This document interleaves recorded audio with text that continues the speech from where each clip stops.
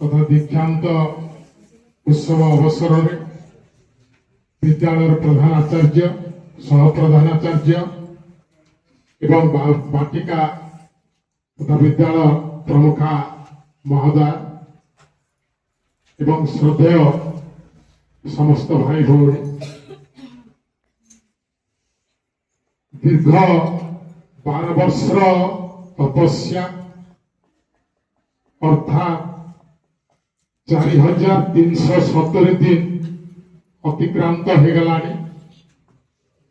365 दिन प्रस्तुति एवं 18 दिन अपेक्षा पर 50टी मस्तिष्क एवं 100टी आखि श्रेणी प्रकोष्ठर परीक्षा हल में बसी जीवन प्रथम पादछरे से पाद थापिबे एभली आहरी अनेक पाद थापिया को अच्छी 22टी पहाच अतिक्रम कला परे आमे श्री जगन्नाथंकर दर्शन करिथाउ।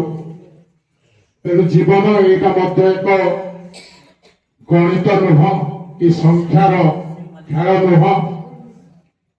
2 दिन तले आम घर पछपट कबाट खोली प्राय 2टारू 2:30 समय भितर खरा बेले बिल मझिरे 3टी पिला देखिली।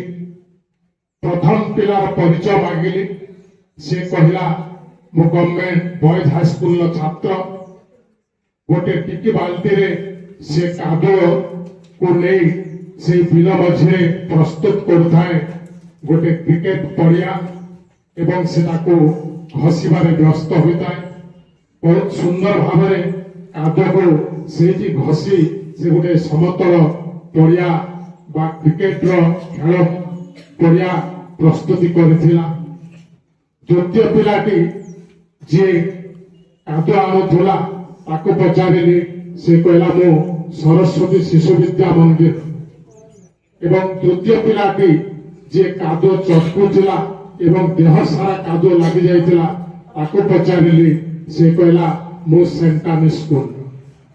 तेणु 3टी विद्यालय छात्र एवं सेमानक मध्यरे गोटे एकता सूत्र से बांधी होइछि एवं सेठी ना थिला कोलाहल ना थिला सेठी तांकर से नीरवता भितरे सेमानकर खेल पाई तांकर प्रस्तुति चली।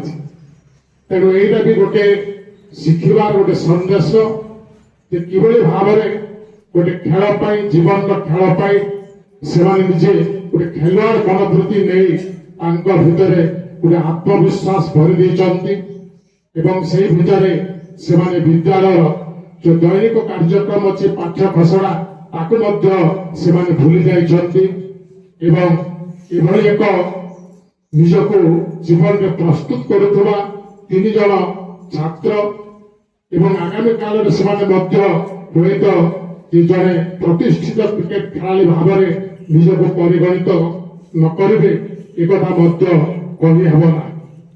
तेणु समय एटा हूँ जीवन सबुठारु बड़ शिक्षक एवं अनुभूति एटा हूँ जीवन सबुठारु बड़ पुस्तक।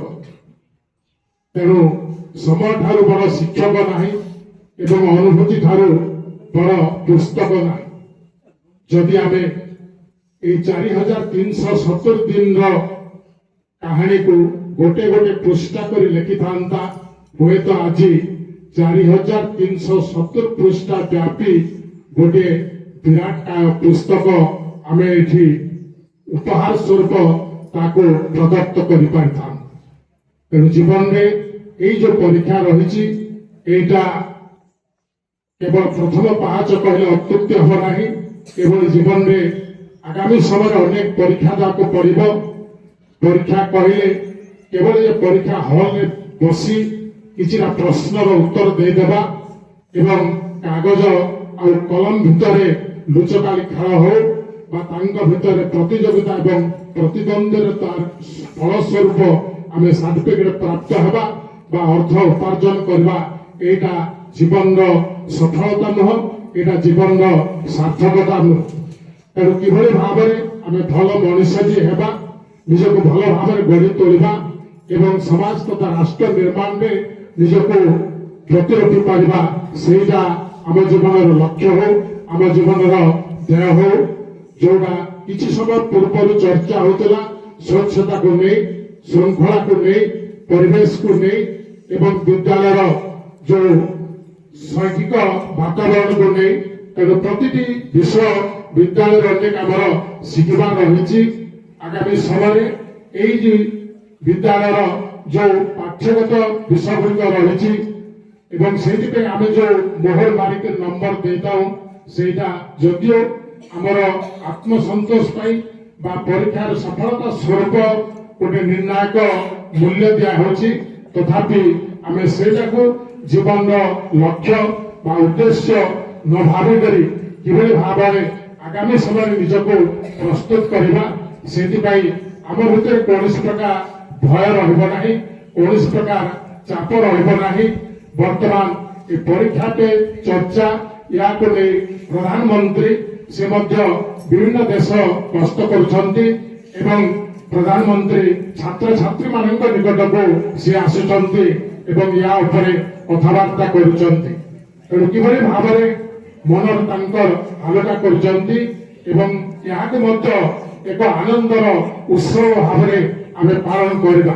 ଯେଭଳି ଭାବରେ କୌଣସି ବିବାହ ଉତ୍ସବ ହଉ, ବ୍ରତ ଉତ୍ସବ ହଉ, କୌଣସି କାର୍ଯ୍ୟକ୍ରମ ହଉ, ସେଇଠି ଆମେ ଯେଭଳି ଭାବରେ ଆନନ୍ଦ ରହୁଛେ, ଖୁସି ରହୁଛେ ଏବଂ ତାକୁ କୌଣସି ପ୍ରକାର ମାନସିକ ଚାପ ବା ବୋଝ ନ ଭାବି ଆମେ ସେଇଠି ଖୁସି ମନରେ ଯାଉଛେ, ଠିକ ସେଇଭଳି ପରୀକ୍ଷା ହଲକୁ ମଧ୍ୟ ସେଇଭଳିଆ ଖୁସି ମନରେ, ଆନନ୍ଦ ମନରେ ଯିବା ଏବଂ ଏହାକୁ ଏକ ଉତ୍ସବ ବୋଲି ମନେ କରିବା ଏବଂ ବିଦ୍ୟାଳୟର ଯୋଉ ଅନୁଭୂତି ଗୁଡ଼ିକ ରହିଛି, ସୁଖ ହଉ, ଦୁଃଖ ହଉ, ଲୋହ ହଉ, କୋହ ହଉ, ସେଗୁଡ଼ିକୁ ସାଇତି ରଖି ଆଗାମୀ ଦିନରେ ଆମେ ଏ ବିଦ୍ୟାଳୟ ପ୍ରତି ଉନ୍ନତ ରହିବା ସହିତ ନିଜକୁ ଜଣେ ଭଲ ମଣିଷ ଭାବରେ ଗଢି ତୋଳିବା ପାଇଁ ପ୍ରତିଜ୍ଞା କରିବା, ସଂକଳ୍ପ ନେବା।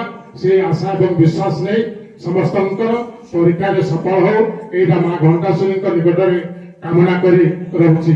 ଭାରତ ମାତା କି ଜୟ।